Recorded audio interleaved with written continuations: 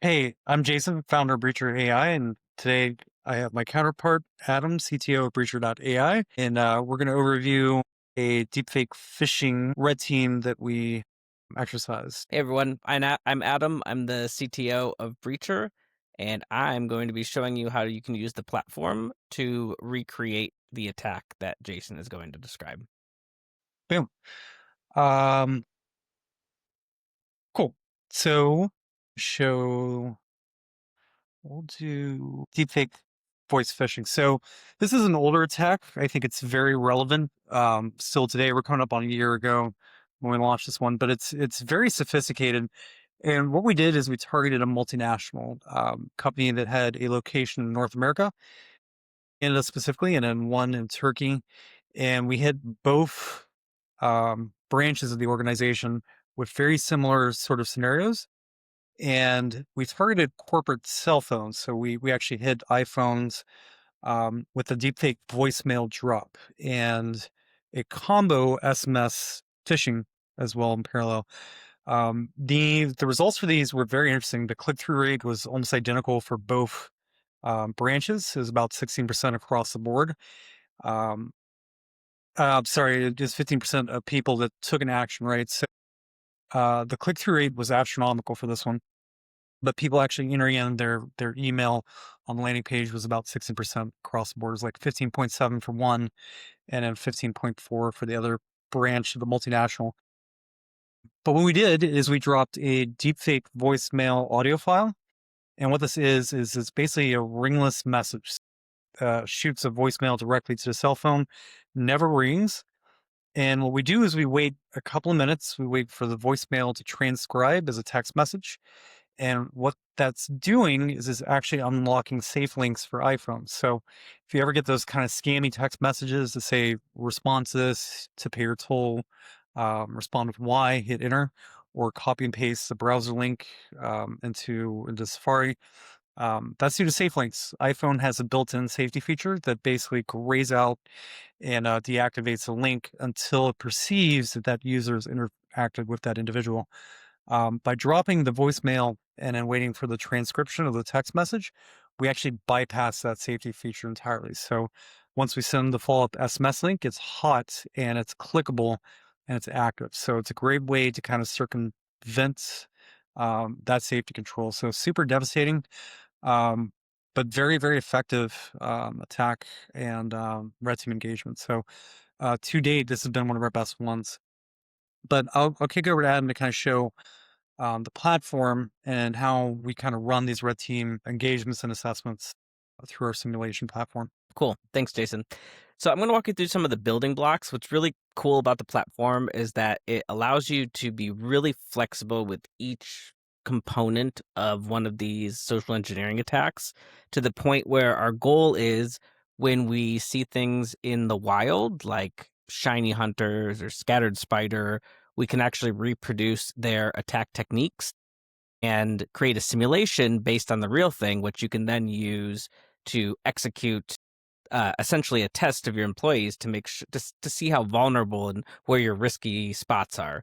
And of course, the same technology can be used to reproduce any attack or create one that's specific to a role or to your industry or to your company or even to the employee that you're targeting. So today I'm going to walk you through a couple of steps of how you would build something like the attack Jason is describing.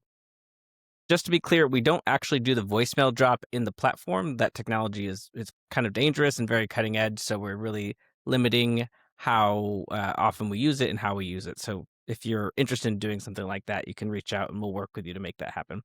So I'm going to first show you the persona, which is the name implies, the persona that the attack agent is going to take on when it's conducting the attack. This can be used in multiple different ways, but I'm just going to show you a really simple one here where we're going to pretend to be Jason.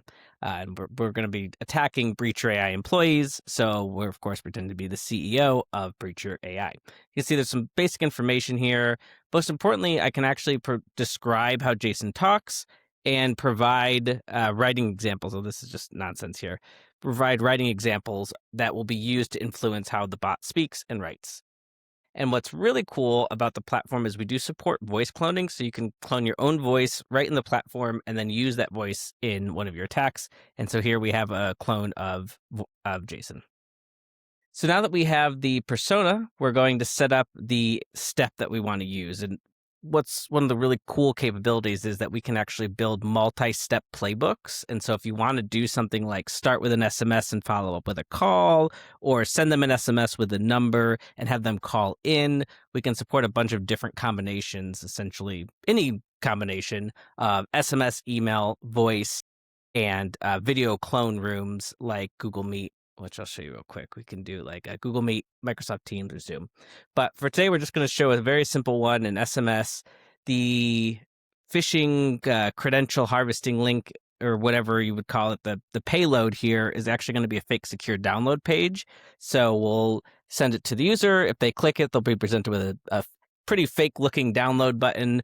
And if they click that download button, then they've failed the simulation. And of course, you can provide a redirect for that if you want to use it for your company, or if you want to redirect the user to a company training or whatever. So like I said, we're going to use the Jason Thatcher persona as the default for this step. I provide a little bit of instruction to the agent. You can go as deep as you want with this. We have people who write paragraphs and paragraphs of instructions, but this one's very simple. We're texting the target. You can use variables. Ask them to review a file. We just left that voicemail and we're following up, and we're sending them this link, which will be replaced with the payload link. And then you can set analysis rules, which let you control how the conversation flows. And so the bot will use these rules every time the user responds to decide how it wants to take action. And what's really cool about that is you can do things like if the user resists or refuses, you can the bot can become angry, or it can be threatened to speak to their manager. You can do a lot of really useful things to increase the psychological pressure on the target using these rules, and the bot sticks to them very well. So you can do some very creative things here. And then down here, we're going to set an analysis. So we're just going to see if the user seemed to comply with the request. So maybe they say something like, oh, I clicked the link or whatever. And at the end of the engagement, you'll actually get a report showing you the analysis of the conversation using these variables. And finally, we're going to set the response frequency to 1 minute, just so we can show you a demo. And you can also set respond only during business hours. So now that we have that step, like I said, you can do multiple steps. We're going to set up an example just using one. You could set a different default, so you can actually use the same step and just change the persona if you want. We have the step here, voicemail drop follow-up, that you just saw me create. And you see it's in playbook. And then we have the playbook here, which I've just called voicemail drop follow-up. And again, here's our persona, and here's the one step. So you can see if I go back and I click like, I'm just going to give you an example.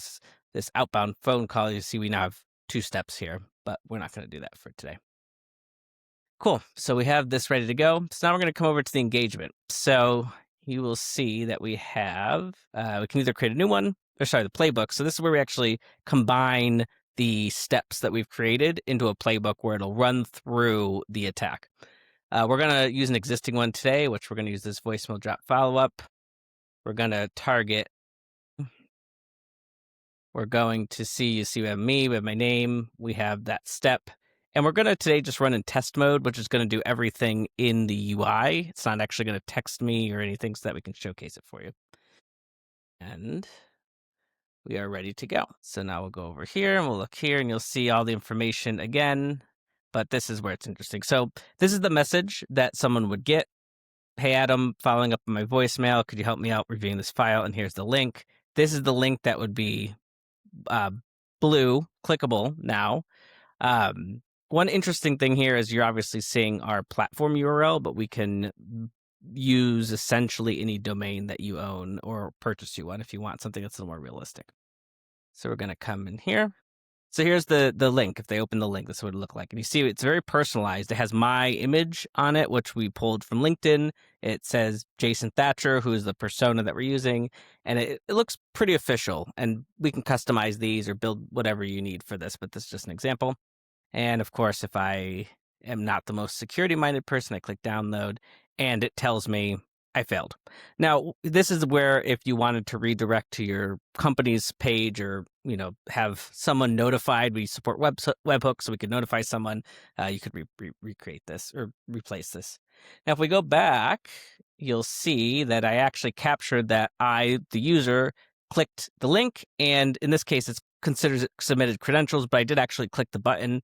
And therefore, I actually failed the engagement. And so this is just one example of how you can use the platform to deliver SMS. You can imagine with enough creativity, you could do a lot of really interesting things by combining SMS voice and phone calls into a playbook. So yeah, that is it. Back over to you, Jason. Nice. Thank you. That's good stuff. Appreciate it. Yeah, we're working with a lot of different kind of red team partners and companies to build these playbooks, simulations, um, and basically conduct advanced AI social engineering. Right? It's basically the theory is is that anyone can do a deepfake today, right? But doing a high quality deepfake and in the orchestration between delivery, text message, email, video, etc. It's all very complex and hard to do. So we built pretty robust platform to help red teams execute these engagements. Basically, assess organizations for vulnerability. Right? It's not just about people. It's not just about process. It's not just about tech. Our approach is a little bit different, where we're testing all three in parallel. Right? So we're testing to see if the security controls stopped us. Were we able to evade defenses? Did the policy, procedure, and process in place work? Was it effective? And did the user basically fall for the lure? So it's very comprehensive in the way that we assess an organization versus kind of like generic awareness training, right? It's more in depth. And I'm a big advocate, right? It helps us kind of determine where your security posture is weak. Where are the entry points? Policy actually work. Like, for example, acceptable use policy, don't share data externally. Were we able to do that? And then finding the users that are most at risk, right? I hate the expression that the users are the weakest link. I don't agree with that, right? It's finding who is most at risk for being social engineered and then aligning them with an education. You effectively close your security gaps systematically by assessing everything at once. And it's less intrusive than doing 20, 30 different simulations against mobile, video, email, you name it, right? So do one multi-stage scenario and campaign, get a very effective sort of measurement and baseline, targeted awareness training, and then improvement over time. So that's our approach and our take. But yeah, thank you, Adam. Appreciate it. Thank you for showing the platform. And yeah, we'll do a couple more of these podcasts and this kind of overview our red team scenarios, engagements, and attacks that we do just to help spread awareness and knowledge and share with others. Yeah. Thanks, everyone. Cool. See ya.